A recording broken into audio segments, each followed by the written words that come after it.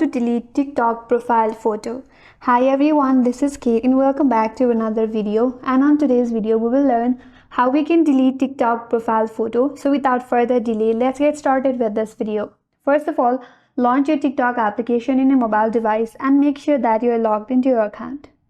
After that, from your home page, navigate to the bottom right corner and tap on your profile icon. That's going to take you to your profile piece.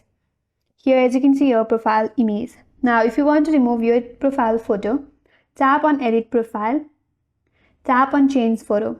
But unfortunately, TikTok does not offer a direct option to remove your profile picture entirely. However, you can add some other transparent pictures as your profile photo if you want to remove your current photo.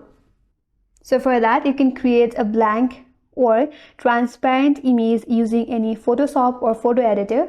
After that, from this option, tap on Select from Gallery and then select the transparent pictures and save that as your profile picture in your TikTok account. So that is the only way to delete your current TikTok profile and then upload it with some other transparent image as your TikTok profile picture. And that's all for today's video. Hope this video was helpful, and if you're new to our channel, consider subscribing. Thank you for watching and stay tuned for more videos.